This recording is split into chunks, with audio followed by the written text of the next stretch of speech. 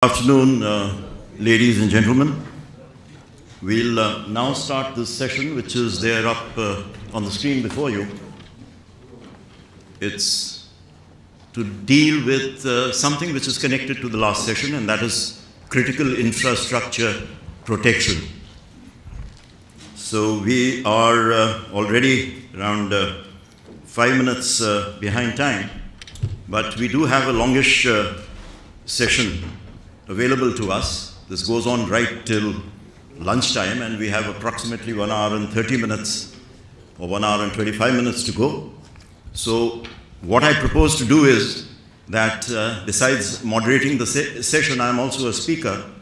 So what we are going to do is we are each going to take around 20 minutes to make our presentations, and thereafter I think we would have enough time for question and answers at the end. I think we'll do the question and answers at the end, and I would certainly request all the speakers here to please confine themselves to the time limit so that we have enough time available for your participation in this session. My name is Shyam Mehra.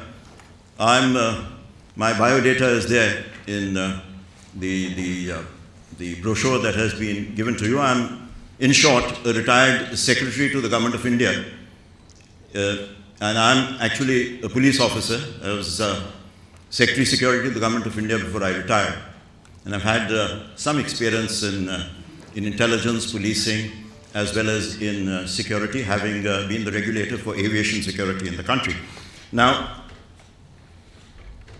each one of us today is going to deal with some aspects of this extremely broad subject of critical infrastructure protection. We're going to try and make it as interesting as we can for you all. It's a rather drab subject, but nevertheless very important, and the job has to be done. Somebody has to speak about it.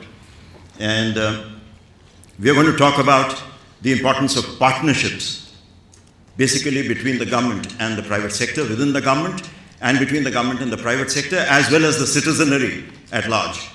The salience and importance of this aspect. We are going to talk about protecting particular aspects of critical infrastructure, and we have a very distinguished speaker here who will talk to us on energy security as well as the protection of critical infrastructure in the energy sector.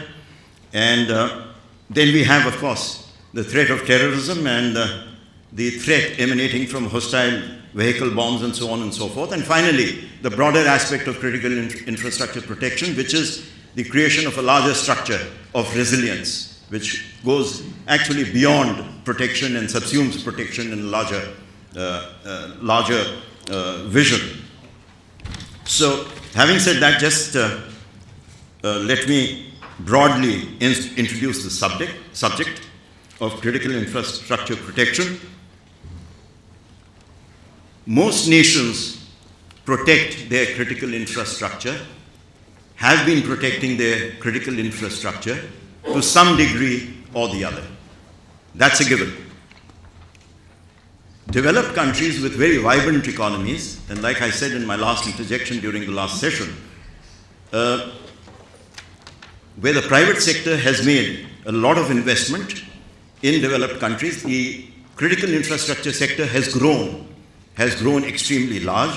Consequently, in the developed countries, there is in fact much more to protect.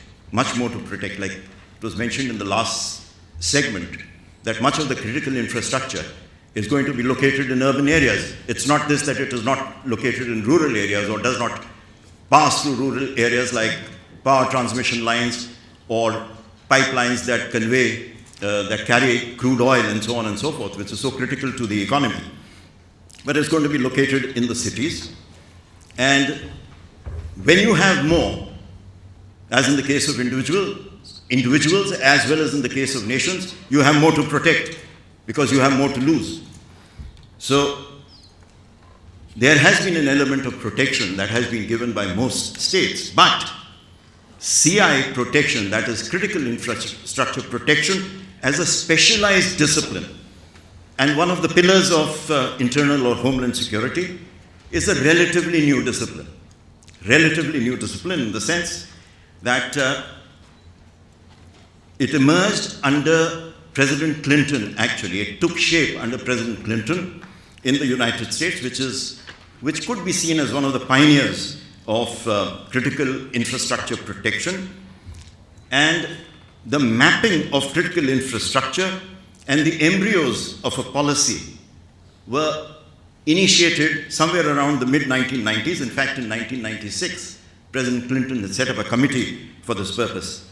In 1998, as it happened coincidentally with the attacks on the US embassies in Nairobi and Dar es Salaam by the Al-Qaeda, just around that time was issued the PDD, the Presidential Directive 63 on CIP, which enlarged the concept of critical infrastructure protection. And then, as it were, 9/11 unfortunately happened, and that raised the urgency about the protection of critical infrastructure. You all know the implications of what happened on 9/11, and I need not sort of elaborate on that at this point of time. So, in the year 2002, there was a national strategy issued by the USA on homeland security protection. And critical infrastructure protection was identified as one of the important aspects of homeland security against particularly terrorist attacks. The focus was terrorist attacks.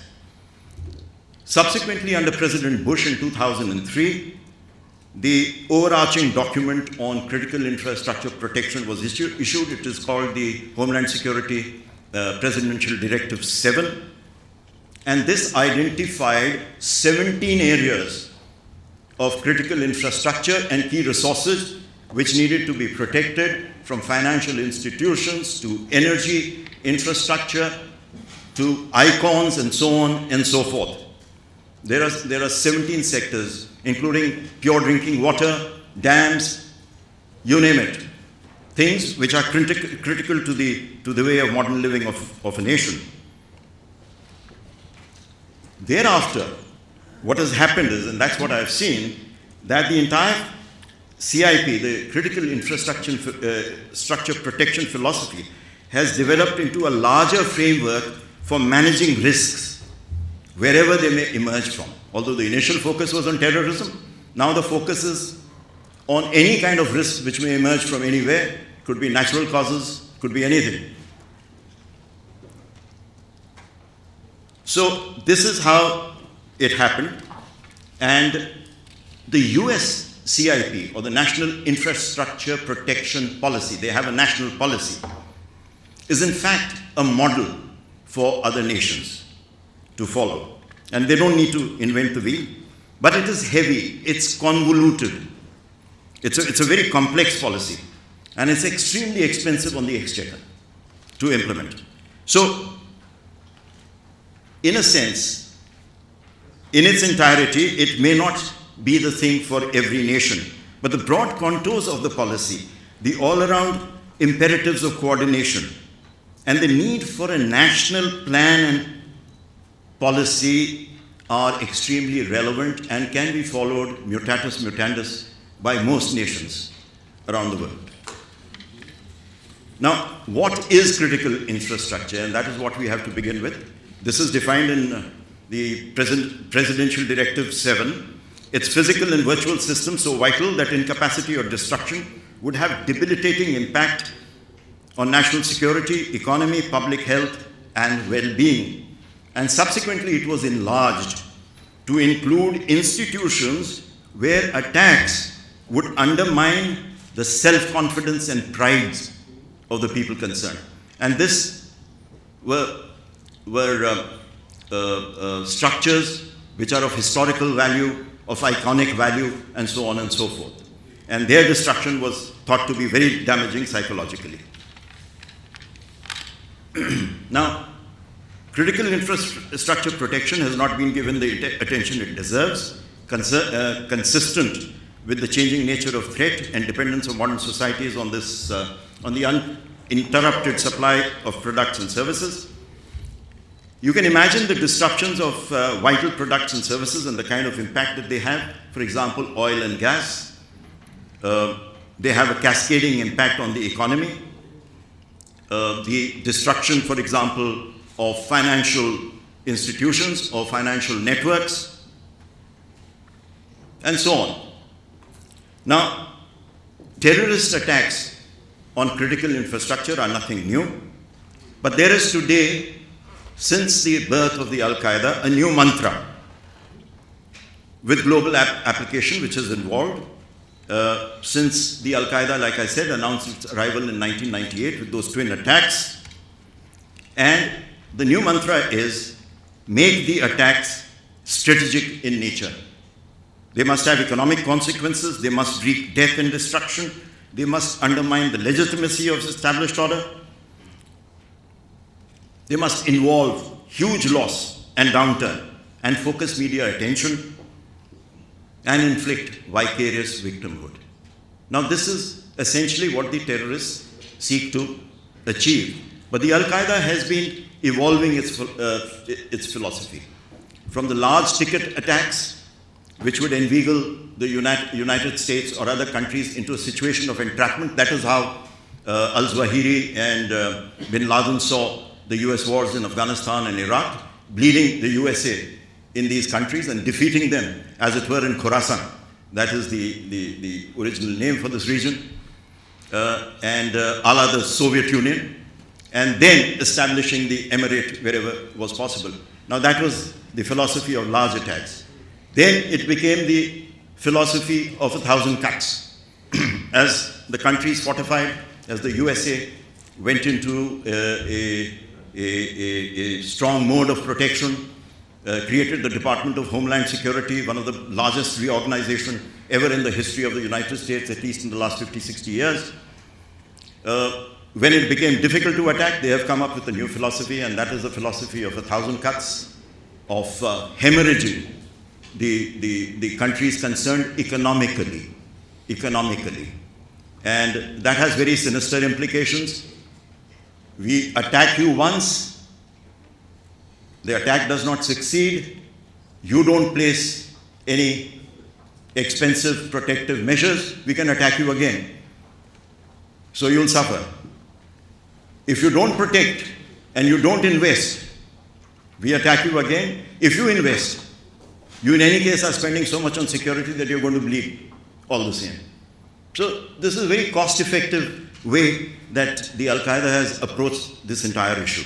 So much on the Al-Qaeda and why it remained and still remains after the death of bin Laden, one of the more dangerous organizations, especially through its affiliates. Although it may not be in a position to directly attack the USA protected by two oceans, but nevertheless, it does remain important in other countries. In fact, its affiliates in India, like the Lashkar-e-Taiba, are pretty dangerous as far as we are concerned.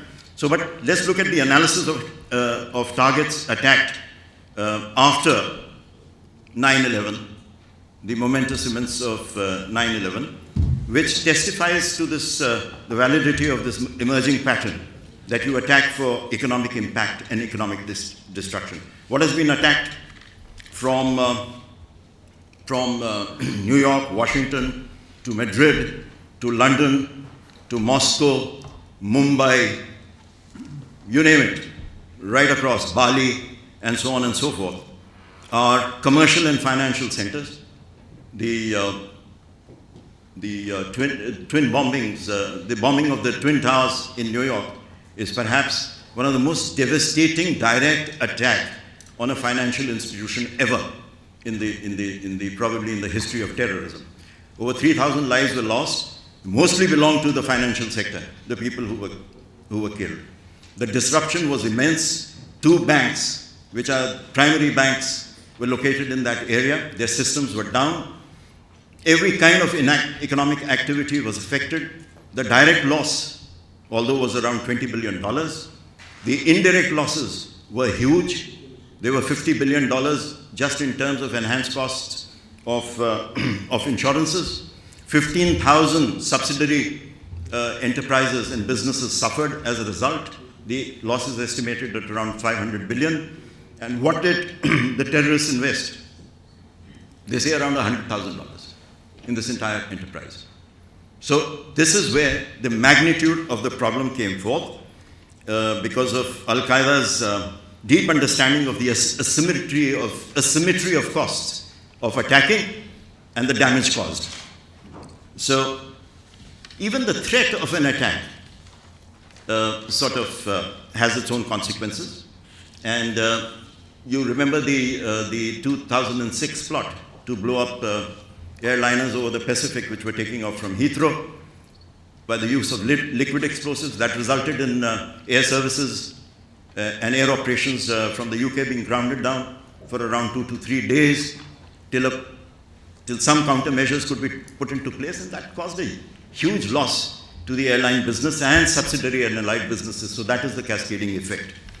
In our own area, the Al-Qaeda affiliates, which are members of the International Islamic Front, founded by the Al-Qaeda in 1998 in Afghanistan, which really comprised of just 3 organizations: the Al-Qaeda, the Islamic Movement of Uzbekistan, and the Harkat-ul-Jihad-e-Islami, which was a product of the Afghan War of 1984.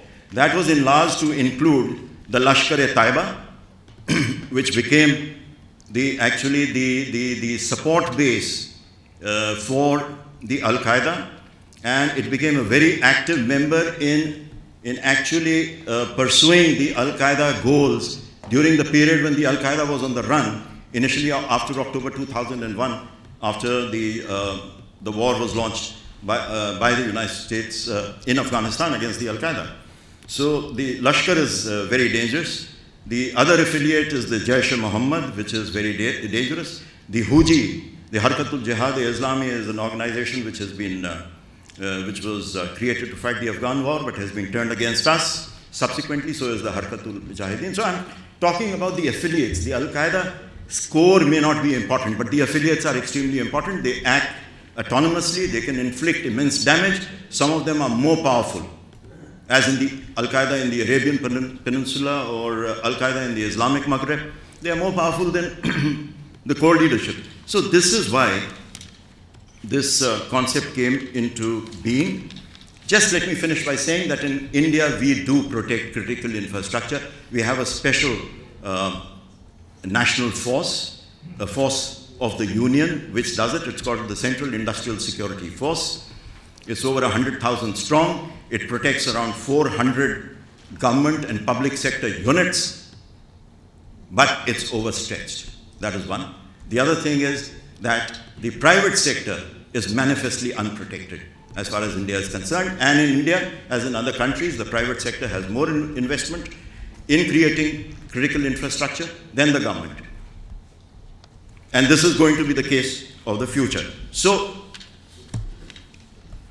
we need a paradigm shift in attitudes, in understandings, and in structuring traditional approaches to restructuring the traditional approaches to protection and the way we look at internal security or homeland security. We need to involve the government, the public and the private sectors, like I said, and civil society institutions in a shared responsibility, and that is the emphasis that is laid by the US National Infrastructure Protection Policy. How can that happen? It can't happen through a disaggregated approach. It has to happen through a national plan, a national strategy has to be put into place. And that is what I have been arguing for over a long time. And what will be the components of that national strategy? Centralize the authority that will determine how you have to go about the task. In the USA, it is the DHS, like I said, the Department of Homeland Security, which has been established post 2001. Then establish effective partnerships amongst the stakeholders all across. These effective partnerships are a must. Establish international partnerships, because much of the infrastructure, and one of my colleagues is going to speak about it, is transnational. You have to protect transnational infrastructure. If you're getting oil from somewhere in Algeria and there are a lot of attacks taking place on the oil pipelines, or the oil rigs, or the drilling centers, or you're getting oil from Colombia, and you have the same kind of problem there. To the FARC and other organizations, insurgent groups which have been attacking energy infrastructure, then you must have a system of protecting that, otherwise your own economy is going to suffer. So that is the transnational aspect of it. And you must have good analytical and modeling tools for creating the actual protective structures. Because otherwise what's going to happen is that you're going to be spending a lot of money protecting everything. And everything does not need to be protected. And that is what a professional discipline will bring about. Protecting the right nodes, the critical structures which need to be protected, which will probably have a cascading effect in bringing down a whole system or a whole network. So that is precisely what we have to do, and the private sector and the people at large have to be involved. So with that, I'll just conclude my opening remarks. And now we'll go to the nitty-gritty of how it is to be done in various areas. Our first speaker is going to be Detective Sergeant